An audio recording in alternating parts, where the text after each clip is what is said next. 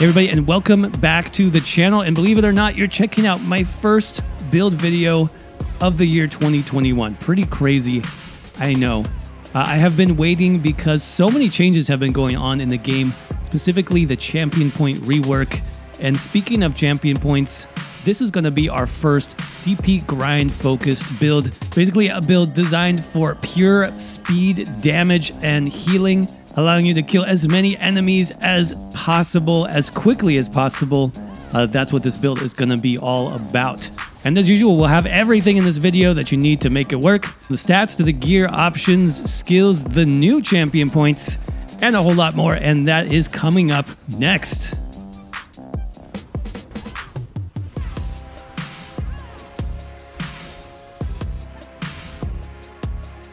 All right, everybody. Here we are back on the Stamina Templar with our easy champion point farming build. This is basically like a solo build, if you want to think of it that way, but this could probably also work as a DPS in group settings. Really just a fun all-around build. Lots of speed, lots of damage, survivability, self-healing is through the roof, so I thought it'd be fun to go over this today. So let's go ahead and jump right into it. Just buffing up with our potion. I think that's all we need. Check out the basic stats. Yeah, so 12k max magicka on this setup, about 22,000 max health, 33,000 max stamina, over 2,000 stamina recovery, 5,300-ish weapon damage, 45% critical. You can see our resistances there are unbuffed. This being a farming or grinding build, I'm not going to worry about resistances at all on the setup. It's honestly not necessary. Though if you want to go with 2 skill bars instead of 1, you can always add a resistance buff to your back bar. Of course, we are going to put 64 points into max stamina. Being the Stamina Templar, we've got the Lover Mundus for the extra physical penetration. We've got all our minor buffs here on the Stamina Templar, which is really nice. We'll talk about that in a minute. Dubious Cameron Throne is the food. It's just a good combination of health, stamina, and recovery. Very easy to get as well, so I do prefer that. Now, in terms of the potion, you can use, weapon power potions if you want, but I'll give you some options for just running basic Essence of Stamina. Honestly, on a grind build like this, you don't even need your weapon power. You can go with just basic stamina potions. You're not going to notice a huge difference, and you're going to save a lot of gold. So that's probably what I would recommend. It's just the basic stam pots on this setup. Let's talk about race really quick. Now, race is changing quite a bit in the Flames of Ambition DLC. For this build, I am Wood Elf, and Wood Elf got some nice buffs, actually. So Hunter's Eye, you no longer need to roll dodge to activate the Hunter's Eye passive. So this gives me a flat 5% movement speed bonus and extra physical and spell penetration by 950 there. So that's actually pretty cool. Stamina recovery is about the same, 258 there. And then resist affliction, I believe this did get changed a little bit. You're now getting both disease and poison resistance increased by 2310. And we still have the max stamina there increased by 2,000. So I wanted a very recovery-focused build. I wanted a lot of extra movement speed. I wanted the extra penetration. So Wood Elf is actually pretty nice for this setup. Of course, any race you can make work in the Elder Scrolls Online. It's like a 5% difference. So if you're something other than Wood Elf for this build, don't sweat it. You can make it work, absolutely. What else on the basic setup? I think that's it. So we can talk about gear sets next. What am I using on this basic, 1-bar farming build? Well, Spriggans. I talked about Spriggans in my other video. I'll have a link to that in the description down below, by the way. I just released a video talking about how to farm champion points quickly and efficiently, and I talked a lot about penetration sets like Spriggans. These are honestly the best way to go. You should be able to get these fairly cheap. This is an overland set. You could even farm it yourself. But just look at the nice stats we get. We get max stamina, 2 of those. We get weapon damage. We get extra physical penetration. It's all good. So on the front bar weapons, I'm going to run 2 daggers, 2 Spriggans daggers. Now you can choose to run both training. You'll get about 9%, so 4.5% for each dual-wield weapon. I decided just to put 1 sharpened on. So yeah, I know it's a grind build. I'm not getting exactly the max amount of experience because I don't have every single thing training, but I felt like the difference here running 1 sharpened on a solo build, that makes a lot of difference, actually killing stuff faster. So who knows, I might even get more experience this way because I'm doing more damage, right? So 2 Spriggans on the weapons, and then we're just going to run Spriggan's Jewelry. Very easy to pick this up again. Weapon damage on everything. I did trait change these to infused for the bonus weapon damage there. You see I get 278 weapon damage on every jewelry piece. Templars, Stamina Templars stack weapon damage very nicely. They have bonus passives for weapon damage, so that does make a lot of sense for a grind build like this. So Spriggans is the first set, 5 pieces of that. Then we're going to be combining that with a very nice mobility set called Griffin's Ferocity. This is actually from the Somerset chapter, so you will need that access to that. Or you can actually buy this on Guild Traders as well. It's also tradable. Now, the 5-piece bonus here is really interesting. After you deal direct damage, you get Minor Force and Minor Expedition. So we get 10% bonus critical damage and 15% movement speed. Now, that actually did change now in the Flames of Ambition DLC coming up here. Minor Expedition got a nice buff. So this build is even faster running Griffin's Ferocity. This is a medium armor set, so 5 pieces on the body and training. Right? You want to squeeze out as much experience as you can. Get as many training pieces as possible for your traits. You can just leave the max stamina enchant on there. That'll be fine. Now, as far as the monster set, my absolute favorite monster set for this type of build where you're farming overland content, very easy content, Celestrix. Celestrix, you guys, is really cool, especially for stamina builds, but you can run it even on Magicka builds. I have run it on PvP builds as well, PvE and PvP content, so it's a very cool set. You get 1 piece bonus of max stamina, and then the 2-piece bonus. When you deal damage, you create an earthquake underneath the enemies. This erupts after 1.5 seconds, dealing about 7k physical damage, stunning all enemies in the area for 3 seconds, and there's a 6-second cooldown on this. So basically what happens is you charge into a group of enemies, smack them once, proc that earthquake. After about a second, every enemy gets pounded into the ground, essentially. They're stunned, and you just mop them up with your AoE skills. It's a really fun set to use. I'll show you how it works in just a minute. So that's what I'd recommend if you want to make this build work. 2 pieces Celestrix here, medium. It's going to be the ideal weight, and then we went with training on these as well, just to maximize the grind on this setup. So that's the basic build. We've got 5 pieces of Spriggans, 5 pieces of Griffin's Ferocity, and then Celestrix as the monster set. This is a 1-bar build, so I'm not even bothering with a back bar, but what I would recommend, just to make pulling enemies a little bit easier, is just any old bow, crafted bow, trash bow, green, white quality bow. It makes no difference. This is just for pulling enemies at a range. So there you go. That's the basic setup. Let's talk about skills next. How we're making this work on the 1-bar build. So a couple of things you need on any type of grind build. You need a spammable ability, obviously. You want some type of execute if possible. You want mobility, and then you need healing and recovery. So let's talk about all those pieces. Kind of out of order here. I'm starting with Steel Tornado from the dual wield skill line. This is actually our execute, and it's a very nice execute for stamina builds. You can go with either morph of this. The Steel Tornado morph is nice because you get a little bit extra range there, 9-meter range. It's actually pretty huge when you're grinding enemies. If you go with the other morph, Whirling Blades, I believe it's called, you get a little bit extra execute damage, and you might be curious about the execute damage. That's coming from the Slaughter passive, so it's not actually on the Steel Tornado ability. It comes from the dual wield passives. So this increases your damage when enemies get low health. It's a very nice way to use that skill. Now that is a little bit flexible. I will say if you don't like the dual wield daggers, if you don't like dual wield as a skill line, you can also make this work equally well with a 2-handed skill line. And so if I was doing 2-handed version of this build, with a 2-handed Spriggan weapon, I would just change that to Reverse Slice. This is also an AoE execute. It does splash damage. So the effect is we're just trying to kill mobs in an area. We're trying to kill as many enemies as we can as quickly as possible. So some type of AoE execute, whether it's Steel Tornado, Whirling Blades, Reverse Slice is the morph you want if you're going the 2-handed route. either one of those will work. All right, next up, let's talk about our mobility. We talked about this initially. We want some speed and mobility, a gap closer basically, and we've got toppling charge as a Templar. Now this is a stamina Templar build and I'm running a Magicka ability. How does that work? Well, I have some champion point passes that I'll talk about in a minute where I have essentially infinite sustain for any pool that I want, whether it's Magicka or stamina. So I can pull off toppling charge very easily on this build. We'll go over that in a minute.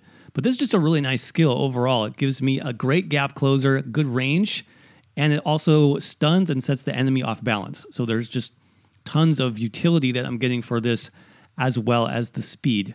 So that's what I'd recommend for this build. There are other gap closers you can use if you don't have good Magicka sustain, or if you don't like the Magicka build. You can use Flying Blade. This is also a gap closer from the dual wield skill line. Now I tried this out a little bit. I don't like it quite as much because you need to hit an enemy twice in order to get the gap closed. But what's nice about Flying Blade here instead of toppling charge is Flying Blade actually gives you major brutality for 40 seconds, which is an ultra long buff in the Elder Scrolls Online. So if you're concerned about having major brutality, that 20% extra weapon damage up as much as possible, then you may want to switch in Flying Blade in place of toppling charge. So up to you. Next ability, Repentance. We talked about sustain and healing. Repentance does both. It's quite good at doing both, actually. So this gives us healing and stamina back. 3,000 health, 3,000 stamina for each corpse consumed nearby. This also gives us those minor buffs. Minor fortitude, endurance, and intellect. So that increases all our recoveries by 15%. Yeah, you just get a lot out of this, you guys. And it's free. There's no cost to this. As long as you're killing enemies, you essentially have infinite heals and infinite stamina sustain, which is why I went with the Stamina Templar for this first kind of set of grind-focused builds. You have the infinite stamina sustain from this skill. It's really nice. So yeah, Repentance, can't beat it. And of course we have the main spammable of the build, which has to be Biting Jabs. From the Adrix Spear skill line, that's your first skill. This is the Stamina Morph, obviously. You do get passive Major Savagery, which is nice if you're not using expensive potions. This does increase your weapon critical for free. And this does AoE damage. So Templar is kind of the ideal class, you know, when it comes to facing off against groups of enemies, against multiple mobs at once. Templars are built for that, you guys, because of the main spammable here. Either Biting Jabs for stamina, Puncturing Sweep for Magicka. They're both excellent skills depending on your build. So yeah, not much else to say about that. And then Ring of Preservation. This is really like a flex spot. A flexible heal is what you'd want to put here. Now, why Ring of Preservation? This might interest you a little bit in the Flames of Ambition DLC. Fighters Guild skills changed a little bit in terms of the passives. And what I mean is, right here, Banish the Wicked, you now need a Fighters Guild ability slotted to earn ultimate. It used to be you got a lot of ultimate for free just by killing undead with this skill. It didn't matter if you had, you know, anything slotted from the skill line, you could still get it. But now you need a Fighters Guild ability slotted to earn any ultimate. So this being kind of a solo build, I did want to push out a little bit more ultimate if I could. So I want to use Banish the Wicked. And the nice thing about this is that this is on any kill, not just undead, Daedra, werewolves anymore. This is any mob in the area that you kill. You'll get that 3 ultimate back. But again, you need something slotted. So this is just a nice way to get that passive. It does give me some nice healing here in the area as well. This actually heals me every half second, so it's not bad. I guess the only downside really is you have to, you know, stay in this area if you want to receive the heal. So that's why I said it's flexible. It won't be ideal for some situations where you really need a lot of mobility. Obviously, that won't be ideal. So what I would do in that case, if you need to move around more, or if you don't like the ring effects, just put on Vigor. Either version, either morph is fine. I prefer Echoing Vigor because it has a longer duration. 10 seconds is going to be pretty good. So that's a good option there as well. And then in terms of the ultimate last skill on the 1-bar build, Empowering Sweep. This is from the Adrix Spears skill line also. That's our ultimate there. So it gives us good physical damage up front. Gives us Empower for our light and heavy attacks. And it's cheap. Very cheap ultimate. It's only 71 ultimate to cast. So you'll have this up very, very often. So there you go. That's the 1-bar setup. I guess, let's go outside and see how this works. Just to kind of show you how simple it is. So, like I mentioned, a bow on the back bar to help you kind of pick up enemies here in the area. Now, if you're facing off a lot of enemies, you can put down that ring for the heal. And then we're just going to use biting jabs. Once they get low, Steel Tornado, execute. You can see I'm about half stamina, repentance. Boom, I'm at full stam, ready to keep going. Now, if you're facing off smaller groups, that's where I would use my gap closer, gap close into them. Could pop an ultimate maybe. So that's nice mobility too. You can go from group to group that way. So you can see the speed. Remember, I have that 15% movement speed. I have 5% from a Wood Elf. When we talk about speed, this build is definitely fast. All right, let's talk about passives here. What passives do you need on this Stamina Templar build to make it work? Well, Adric Spear is going to be very good for you. Piercing Spear, this increases your critical damage by 10%. Spear Wall, you get minor protection for 6 seconds. That's going to proc off biting jabs as well. Burning Light, you will get some extra bonus damage from this passive as well. And then Balanced Warrior, we talked about stacking the weapon damage on the Templar class. This helps definitely the 6% weapon damage there. Dawn's Wrath, now because this is a 1-bar setup, I try to keep it as simple as possible. I'm not using any Dawn's Wrath abilities, so could probably save some skill points here, honestly. The only one you're really going to benefit from is Restoring Spirit. That reduces your costs across the board, so make sure you put 2 points into that one. And then Restoring Light, you can pick up some of these healing passives like Mending, Sacred Ground. Really only if you're using Ritual on the back bar would you need this. Lightweaver we're not going to use, and Master Ritualist, you can pick that up if you're resurrecting allies. That is helpful. Now, under our weapon passives, we talked about Slaughter, how that works. Basically, you want just all of these. Now, you might be interested in a couple more here. Ruffian, the reason why I like this as a dual wield setup has to do with this passive a little bit. So, Ruffian gives you 15% more damage when attacking stunned enemies. So we saw how easily Celestrix procced and stunned every enemy in the area. Once they are stunned, I can then follow that up with a Whirling Blades or Steel Tornado, and I'm doing 15% more damage on top of what I did already from that passive, because again, stunned enemies take more damage from just your dual wield abilities, not your other abilities. And then Twin Blade and Blunt is changing a little bit. You can think about this if you want to mix up your weapon types a little bit. So axes in the new DLC are going to give you crit damage and crit healing done, which is pretty interesting. They don't do bleeds anymore. I don't think that would be great on this build because we don't have super high crit to begin with. A mace, though, for the increased penetration, you might think about slotting a mace. Swords now give you weapon and spell damage. That's going to scale pretty well on this build also, honestly. And then daggers still give you crit chance, though this is general crit chance, not physical, weapon crit. So this is actually useful on Magicka builds too. You might think about using that in the next patch. But those are the main passives there. Then medium armor, this did change a little bit.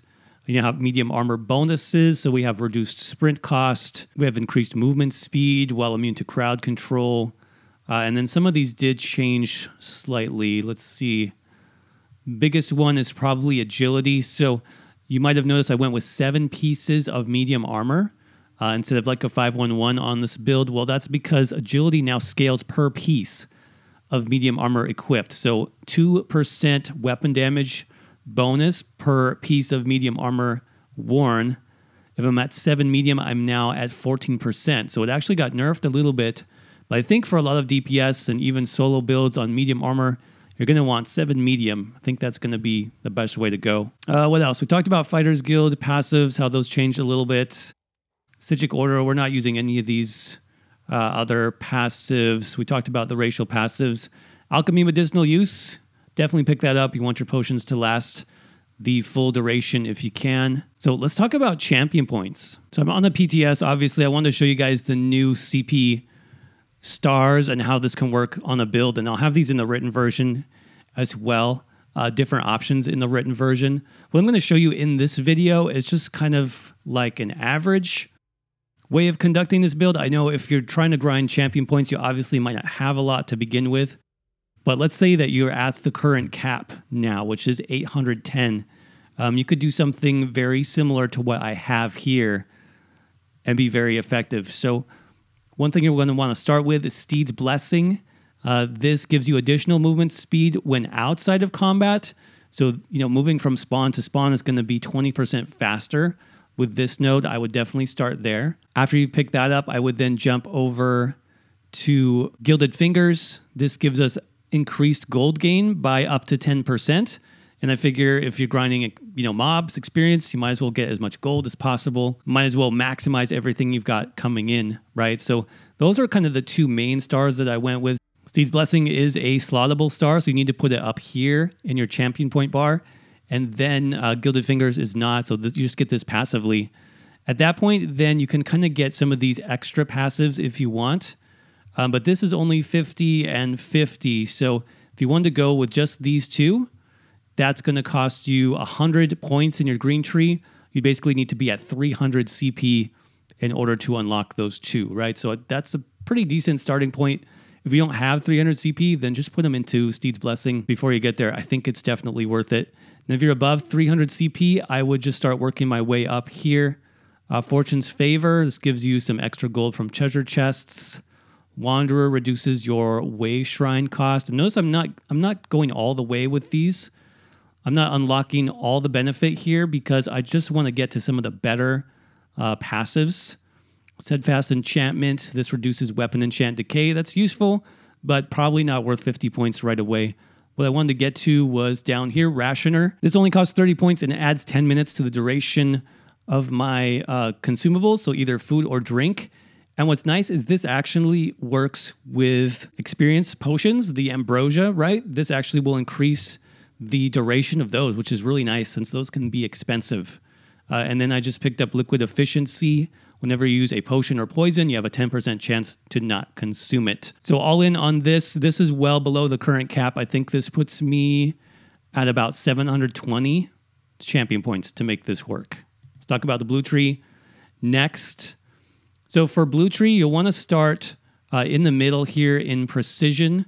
I do recommend 40 points there. That gives you 640 critical chance. So that's weapon and spell critical combined. That's pretty nice. From there, we're going to jump over to the Extended Might sub-constellation. And if you guys haven't seen my guide on this, I'll try to link that down in the description below. In that video, I go over the new system completely, how you get from main constellations to sub-constellations, how you need to kind of pick a path through each one. It is definitely new, so it'll take some time to get used to. But right here in the sub-constellation Piercing, I just put 10 points into Piercing for a little bit extra penetration. This puts me just over a 9100 physical pen, which is going to be perfect for overland content, you guys, because I believe the armor cap is still 9100 for overland mobs. So you don't want much more than that. You don't want any more than that, otherwise it's wasted. So that's only 50 points so far. So you can do this if you have 150 total CP. You can put 40 here and 10 here. Now, if you have more than that, I would jump up to our damaging stars, which are up here. You have Deadly Aim, which is single target damage. You have Thaumaturge, which is damage over time. And you have Biting Aura, which is AoE damage. So as the Templar, I went straight into Biting Aura, and that's all I need. This is going to buff my jabs by 10%. Pretty noticeable buff, and so it's actually really good. This is my first slottable star, too, so that's going to go here. So now I'm at 100 total points in the blue CP tree. That's basically you'd need 300 total champion points in order to unlock these. And then if you have more points beyond that, you have more options. Some things I really like are Reaving Blows. You can pick this up right away. As soon as you put some points into precision, you can actually jump over here. And this is cool for a solo build or a farming build because direct damage skills heal you for 7% of the damage done. So I think of this kind of like a Ring of the Pale Order, like a mini version. that only works on direct damage, but it's pretty nice on the Templar because jabs will count for that, and you'll get healed off of every jab. So I do have that slotted as well. That brings me up to 150 blue CP, or what, 450 total. Then I have Wrathful Strikes slotted. Again, 50 points here is going to give me free weapon and spell damage on my damaging abilities. So that's another one slotted here. And I have one more slot free. And again, you can do a lot of different options here, but I went with Endless Endurance on this one. That's going to give me more max stamina. So those are my 4 slotted CP stars. Again, they are Biting Aura, Reaving Blows, Endless Endurance, and Wrathful Strikes. And again, you can see all of these on the written version on the build over on hacktheminotaur.com. This is just kind of the basic sort of mid-range setup, I would call it. If you're between like 700 and 800 CP, you can grab all of those that I have listed. If you have less, don't worry about it at all. Pick from those initial ones that I talked about. Play around with which ones you think are going to work best for you. And then finally, let's talk about the red CP tree. You can start over here with basically nothing and pick either one of these. I like Boundless Vitality a lot. This gives you max health. So with 50 points here, you get 1,400 extra max health. And you have to slot this as well. So this goes up here, Boundless Vitality. That's a really great bonus, you guys, for solo builds, for grinding. So that's going to put you kind of over that 20k health mark, which is really where you want to be. So that's only 50 points. So if you have 150 CP total, you can start there. Next, I would jump into Rejuvenation. This gives me all my recoveries, health, magicka, and stamina, increased by 150. So for another 50 points here, I think that's well worth it. That's another slottable star right there. And then I talked in the skills a little bit about my magicka sustain. So a little trick I did here, I worked my way over to the Siphoning Spells star, and this gives me 1,500 magicka per kill. Yeah, you're reading that right. That's a ton of sustain that I wouldn't have otherwise. I mean, my recoveries are good on this build, but this is just a lot of sustain, which is really cool in the new champion point system. There's another one even for stamina. Bloody Renewal does the same thing for stamina, but I don't need that because I'm a stamina Templar with Repentance, right? Repentance is actually a little bit better. But for basically, you know, infinite magicka sustain on the stamina Templar, check out Siphoning Spells. That's really good. You do have to kind of work your way and pick some of these. So I did have to go through Tumbling. And again, you don't have to max these out, you guys. You can just get the first stage, which would be like 10 or 15 points. Get the first stage and then work your way over to it. I ended up getting Hero's Vigor as well for even more max health on my build. So all in with these stars, I'm at a little bit less than 700 CP for this setup. And like I said, check out the written guide. I'll have some other options for lower CP if you are interested. So we went over the gear. We talked about the skills and passives. We talked about champion points. Outfit style, if you're curious on this build, I'm just using the gear styles themselves. So let's see, I can probably show you better here. I just like the way it looked. This is just the basic Celastrix head and shoulders with the Griffin set. That's like an ancient elf style. Looks pretty good on my wood elf. And then obviously Spriggan's weapons. So there you go. All right, everybody. And with that, we're going to wrap up this Stamina Templar build for the Elder Scrolls Online. I hope you guys enjoyed it. If you did or you found it informative at all, don't forget to crush that like button and make sure you're subscribed right here for many more build videos just like this one in the future. If you have any questions on this build, make sure you check out the written guide. That'll be down in the description below. I'll have things like alternate gear options, a 2-bar build option if you're interested, and some different CP loadouts depending on how much champion points you happen to have unlocked at the time. So go check that out. If you want to support the channel further, there are links below to my social media, as well as that juicy join button. Remember, we are rolling out members-only videos with lots of exclusive content. Just click on that join button for more information. And as always, thank you all so much for watching. I hope you're doing well. Stay safe out there, and I will see you around in the next video.